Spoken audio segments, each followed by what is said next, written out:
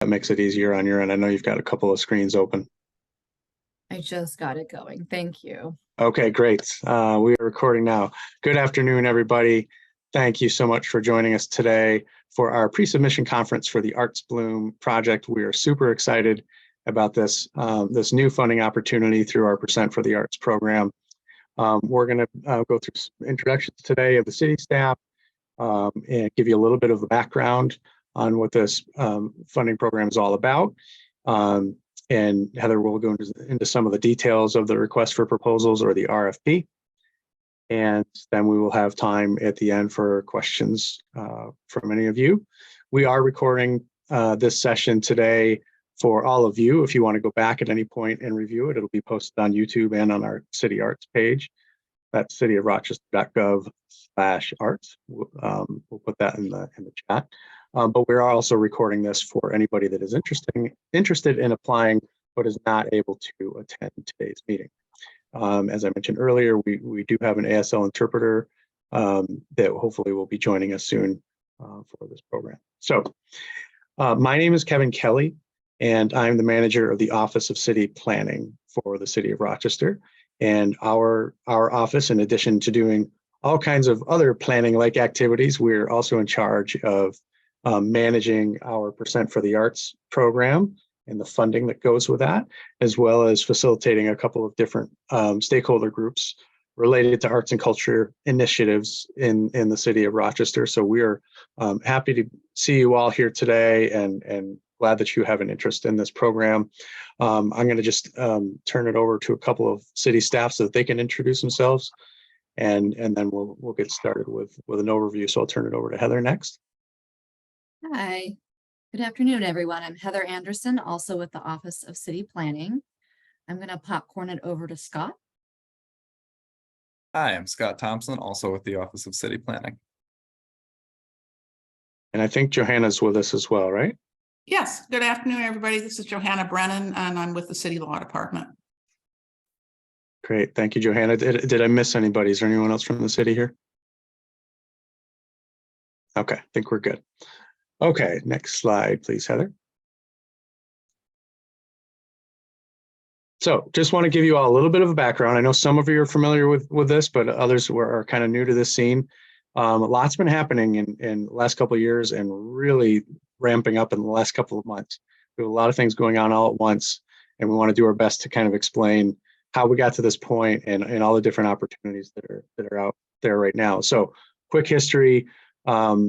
Back in 2007, the city actually adopted a city arts policy that basically kind of set the framework for the city to set aside a certain amount of money every year to go towards funding public art on city property. And the term Percent for the Arts that you will often hear, what that refers to is how the city will set aside 1% of the total development costs of qualifying infrastructure projects like bridges and street projects and things like that. Set aside 1% of the total funds for that to go into sort of a pot of money that is dedicated for public art. So in the last few years, just to give you a sense of scale, that's been in the neighborhood of $200,000 to $250,000 a year. That amount will change every year depending on what infrastructure projects we have planned. But that's just a general sense of how much we're looking at each year. And by the way, that money does not have to be spent on public art within that infrastructure project. So for example, a street project is valued at a certain amount and that contributes to the Percent for the Arts pot of money, but that doesn't mean that we have to necessarily install the public art on that particular street. It's really a pot of money that could be used anywhere in the city, so long as it's on public property. So that's the policy that was established back in 2007. But to be honest, as many of you know, over the years, we've had a lot of challenges with kind of getting that program up and running, the planning for it, the administration of it. So it's been used a little bit here and there over the years, but it's really just in the last couple of years that the city is sort of jumpstarting that initiative to really get more intentional and have staff dedicated to it. And that's Heather and I, to make sure that is happening every year and coordinating with different folks on how we're going to spend that money. And that's what brings us to the two sort of stakeholder teams that we are working with. that formed about 2 years ago. We have the Arts and Creative Community Committee, or the AC3, and that's a group of artists and representatives of arts organizations in Rochester that we work with as sort of an ad hoc advisory panel for the Percent for the Arts program. So we're learning a lot from them, and they're providing a lot of valuable advisement about how we can kind of roll out these different programs. And then we have sort of an internal team, internal to city government, and that's the city arts team. And that consists of a number of folks from different departments who at some point in their job have some connection to public art installation and coordination, that sort of thing. And that this is all sort of in the absence of a dedicated arts and culture division or department at the city, which we currently don't have, but we're trying to make the case that that's something that we should try and work towards as the city of Rochester in future years. So between the city arts team and the AC3, we meet pretty regularly to figure out how to, again, jumpstart this program and roll out some funding opportunities to invest in public art and a couple of other initiatives related to arts and culture beyond just public art, working on those. So the intention is to have this kind of coordination every year and have a certain amount of money to spend on public art every year. But we're just getting our legs under us. These are all new programs, and we expect that things will get more towards a reliable and predictable process as we move into the coming years. So our first competitive round of Percent for the Arts funding is already out there. And we have finalists. We're working on proposals for 2 different programs. One is for mosaic tile installations, and another is for murals. And the goal of each of those is to create 2 or more artworks throughout the city on city-owned property. So those are underway. I'm excited about that. That's sort of our inaugural program for Percent for the Arts. And next slide, please. Another thing that we worked on as a team was to actually go back to the original public art policy and make an amendment to it, because the way it was written is setting aside money exclusively for capital art. And when we use that term capital, we mean physical permanent installations. So, sculptures and monuments and murals and that sort of thing. And we still will spend money on that and are doing that, but we were able to amend the policy to allow for non-capital art to be funded, which is what brings us here today for the ArtsBloom project, so that we can use this money on things like performing arts and arts education and also temporary art. Those are kind of the 3 main categories that we're looking at in non-capital art, the part of ArtsBloom.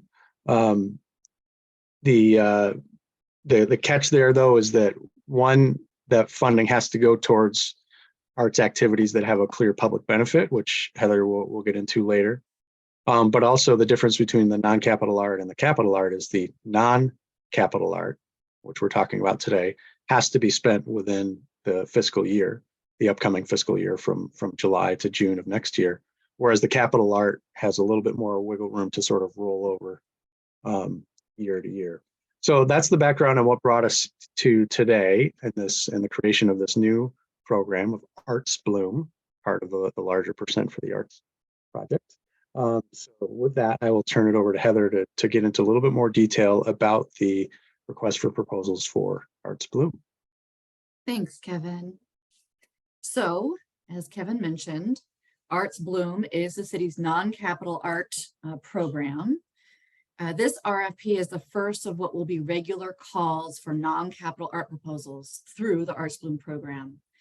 The goals of ArtsBloom are to enrich and expand the experience of public art for all Rochesterians by reaching historically underserved residents, and to increase economic opportunities for local artists and small arts organizations in Rochester. Just a sound check. Can everyone hear me okay? Okay, excellent. So for the first round of ArtsBloom, there's a total of $100,000 available, and applicants may request funding in the amounts of $5,000, $10,000, or $20,000. So having given that background, I'm now going to provide a broad overview of the RFP, I will not be walking through every detail of the RFP. This is not meant to replace reading the RFP. Today, we really want to highlight important or key points, clarify some items that we have already received questions about, and make sure we leave plenty of time for questions. So the first thing I'm going to talk about is eligibility. Individuals or groups are eligible for ArtsBloom funding. Groups do not have to be a licensed business or MWBE certified or be a nonprofit to receive ArtsBloom funding. Individuals and groups do not need to have a fiscal sponsor, but we recommend considering whether or not you will need to issue checks to artists or businesses as part of your programming or project, and if so, whether you're comfortable doing that.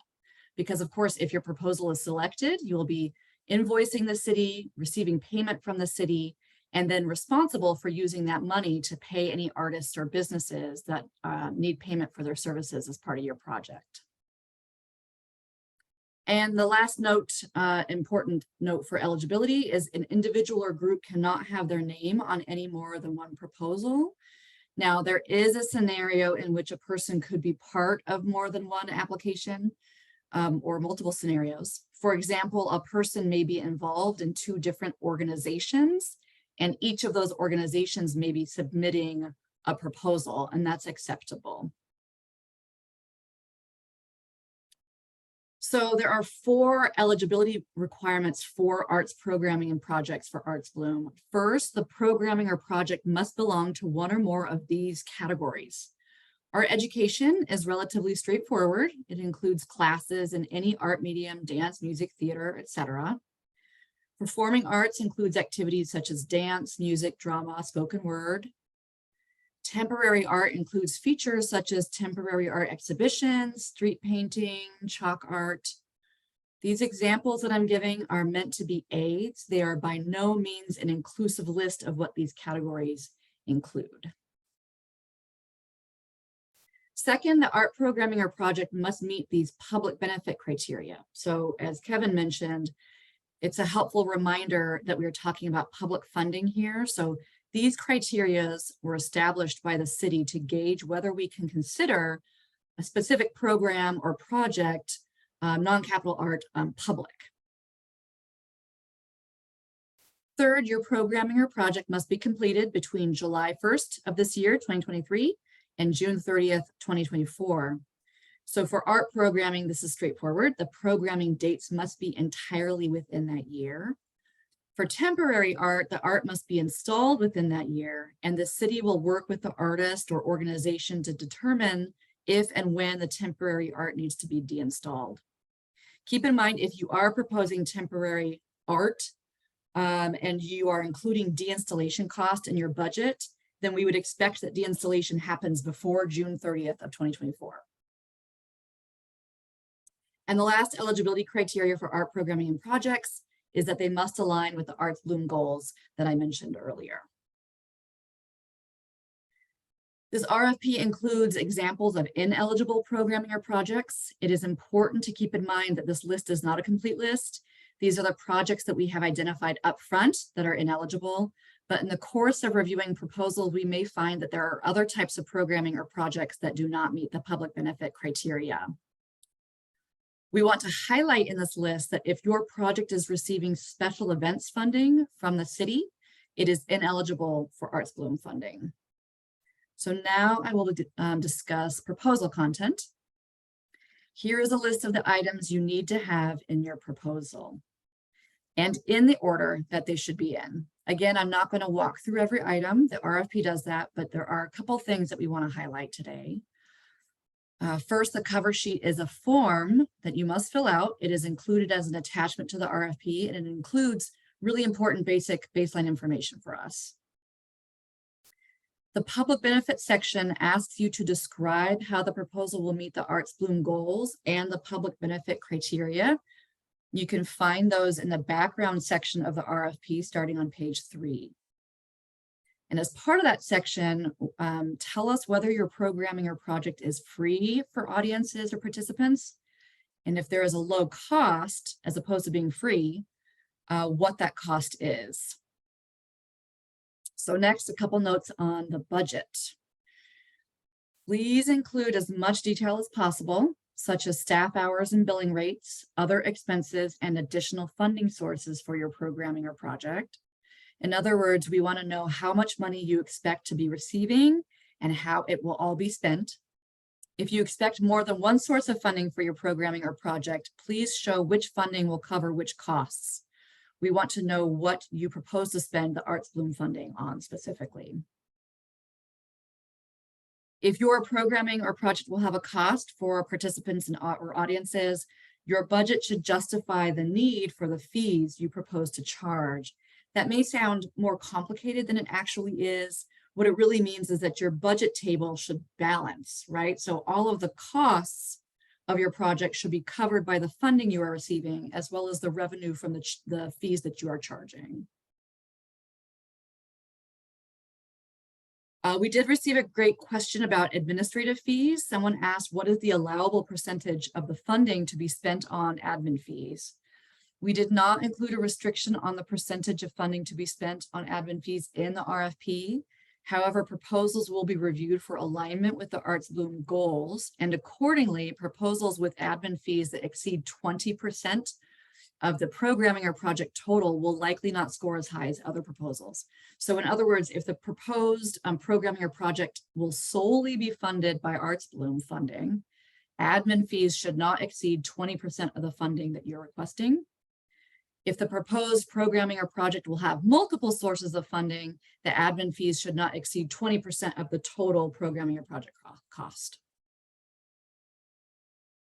So we made an effort to make evaluation criteria, that section, clear. Hopefully it worked.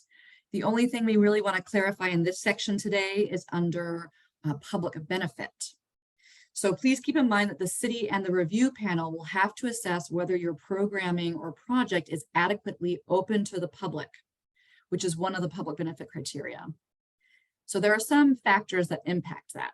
For example, if a performance is only happening once at 9 a.m. on a weekday on a boat in the river, then we would not consider that open to the public. And that's obviously an absurd example, but it maybe gets you to think about how location, date, and time can be factors in that assessment, as well as cost. So if your programming or project is not free and instead has a low cost component, we will be looking at the amount of the cost or fee you will be charging. For example, if you need to charge $50 per ticket for a performance to cover the expenses, we are not likely to consider that open to the public. And that's obviously another extreme example, but I think it serves the point. The assessment of cost will partly be an assessment of the cost versus the programming or project, or in other words, an analysis on return on investment. It is important to keep in mind, if your programming or project is going to have a cost, that free programming and projects will likely score higher than programming or projects that have a cost for audiences or participants. So here is the anticipated timeline. After today, the next important deadlines are May 15th, 5 p.m. is the deadline for questions.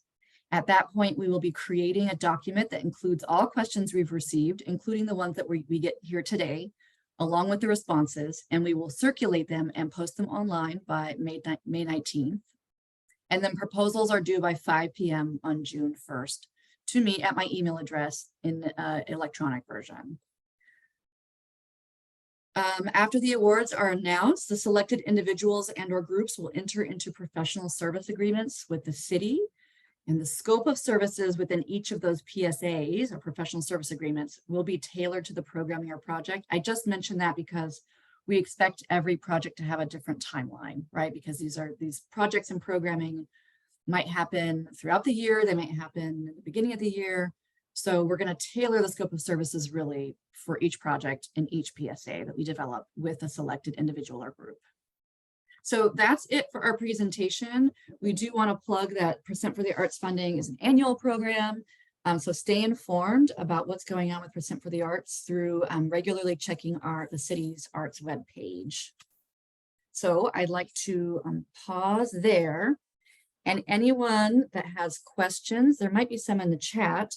I'm going to stop sharing screen, but also feel free to raise your hand And we will do our best to call on people in the order that you asked your question. So let's see, I haven't checked chat. Kevin, are there questions in the chat? Yeah, there is one question in the chat, at least one, the one that I noticed. Can you provide instructions on how to obtain official MWBE certification? Great question. You want to handle that, Heather? Yes, so we have our purchasing team at the city works with folks to help them figure out the steps to be certified. I'm happy to, we can actually drop the link to our, Kevin, can you find the link to our purchasing, the city's purchasing webpage? We can connect folks with specific purchasing agents to have conversations, as well as we are working to, with our purchasing division department to do a workshop for interested artists and arts organizations on certification. So if you're interested in that, please let us know in the chat, and I'll add you to, we already have an interest list going to basically give a workshop on how to become certified.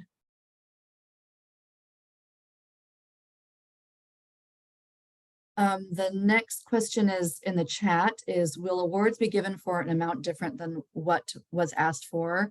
That is not our intent. We're intending for it to be 5, 10, and 20. If we do get some, oh, there is one, yeah. Hi. Hi, sorry, I didn't have the link. I didn't realize it was on Zoom. So I was in person, so that's why everything got messed up. But I'm here now, so if you don't mind spotlighting I'm me. so sorry. Yes, I will do that. That's fine. Thank you. And it's probably bad lighting, but I'm here. Thank Good to see you, you. Anya. Thanks for joining us. Okay, so yes, if people submit requests for something other than the given amounts, I think we're going to have to approach that as it comes, but we're really intending this to be $5,000, $10,000, and $20,000 awards. Next question, and Jessica, I see you as well. I'm going to answer a couple more chat questions and then I'll go to you. Regarding location, our proposed project would fall under arts education. Our organization main office is located in City of Rochester. Target population, City of Rochester girls and young women. Programming would take place in Fairport. Would this disqualify us from ArtsBloom? So I think Johanna and Kevin, I would ask for you to chime in. We know that there's going to be lots of questions like this, that I think in general, the response is proposals are going to score higher if the organization is located in Rochester and if the programming happens in Rochester. At the very least, we would want a way, if possible, to show that the people that are benefiting from this are residents of Rochester, right? As much as possible. Kevin and Johanna, do you have anything to add to that? Yeah, I would say ideally you would be able to demonstrate that the funding that's provided to you for that activity would exclusively be going to kids that live in the city through some sort of process of verifying their address, as opposed to just serving mostly or typically. And then beyond that, you know, it's not ideal, honestly, that it's not happening in the city of Rochester, but I wouldn't say that it necessarily absolutely disqualifies it. We would just have to weigh that against a number of other applicants that are also competing for the same amount of money. But the fact that it's intended to serve kids within the city is certainly a big plus, and we would encourage you to apply. We would just have to kind of take those different factors into consideration. Yeah, I would sort of echo what both Heather and Kevin said. I do have a concern about it happening outside the city and how really truly accessible it would be then to city residents. It's something we will actually have to look at very carefully when the proposals are submitted. So I do have some concern about it, but not to say that it's impossible. Okay, and then the next question is, can not-for-profit organizations obtain MWBE certification? And the answer to that is no. MWBE certification is for licensed businesses, not nonprofits. Jessica, I want to turn it over to you next. I believe you are the next question. Hi, thank you. I have two questions. One is fairly easy, I think, to answer. I just want to clarify, that what you mean by public art is art that's open to the public? So it's interesting because for capital art, for physical permanent art, it's really easy to figure out what public art means, right? It means it's art that's created on city-owned property. For non-capital art, we've created the public benefit criteria to determine kind of what is public art, right? Non-capital art.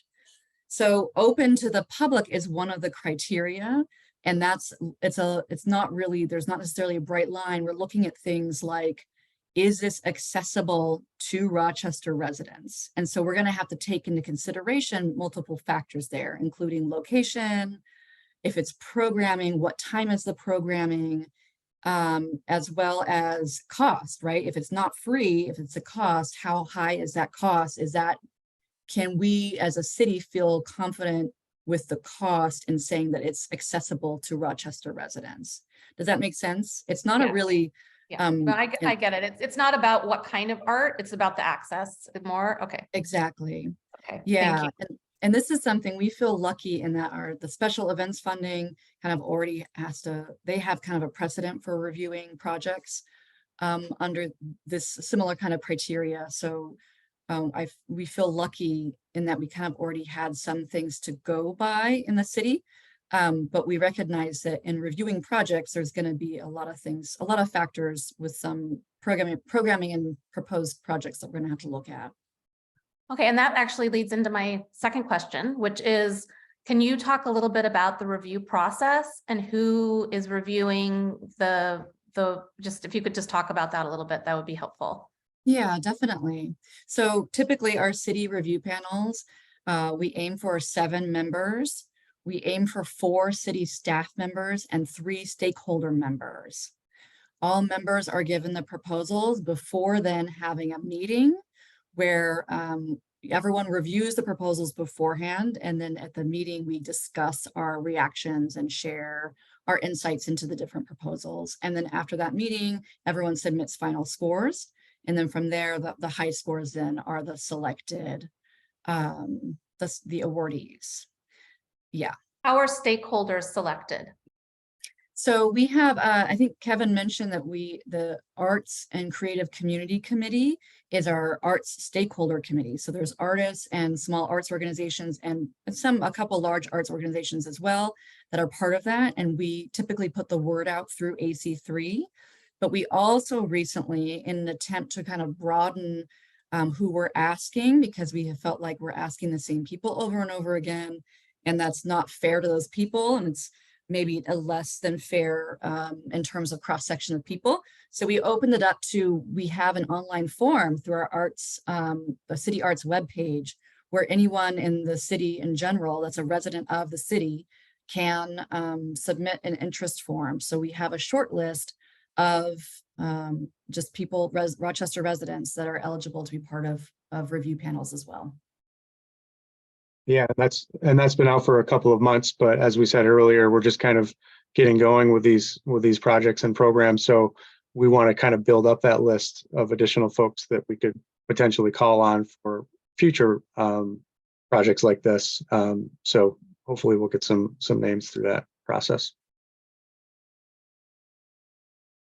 Okay, so sorry, one other thing I'll just mention, and Heather, this will cover a number of the things in the chat. Thank you so much for those that have expressed interest in this workshop related to MWB certification. Through the recording process, we will have this chat captured and we will grab your email addresses from that. So we'll be sure to include you on that list. So thank you for those that have submitted, and anyone else that is interested in that, go ahead and drop your email address in the chat.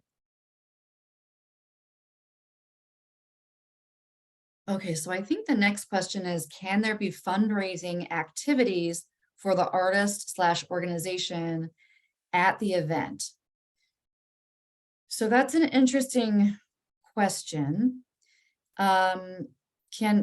Tara, are you still with us, and can you get more specific on what that would look like?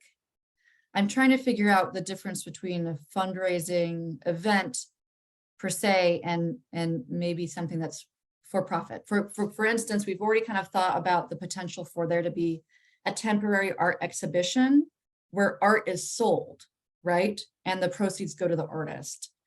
And we are okay with that. We've identified that as a possibility. But if you could talk about more what you're thinking, it would be helpful for us to just think about the different variations of what could happen. Well, I guess things like selling merch, if there were performances of multiple artists that, you know, have tapes for sale or shirts or things like that, that would then kind of help the organization or the group continue their activities. Nothing really beyond that, just some sort of help us grow as a community or help us grow as a group of artists who are doing these types of events. So I think the answer is yes. I'm going to ask Kevin and Johanna if they want to chime in, but we recognize that part of the potential for this funding is to support economic opportunities for artists. And part of that might be being able to support a thing like an art exhibition or some kind of event where artists are able to sell their art. So I offhand, I want to say yes, but I especially want to run this by Johanna as our law department person for kind of confirmation or discussion. Yeah, I would agree with that. And I think it would be helpful though, if you would identify that in your proposal, that that's what you plan to do. You know, we haven't fully thought this out. So, you know, when we're reviewing proposals, it's something that we'll probably want to discuss. So, but my first reaction is that I don't see a problem with that. Thank you, Tara. Yeah, and I'll just defer to Johanna's take on that. Thanks. Okay, I'm looking further down the list. Oh, we do have a lot of interest in the MWBE certification. That's great. Okay, let's see. Looking for clarification, you said that it is okay or not okay for two organizations to both apply if there is an overlap in staff. I am the only person that is employed by both organizations and want to apply. Does that disqualify one organization? So the answer is that it should be fine. So I think what you're saying, Larry, is you belong to two organizations. Oh, and you each froze up, Heather. Uh-oh. Can you hear me okay? You still there, Heather? Oh, no. I think she's trying to build up suspense as she.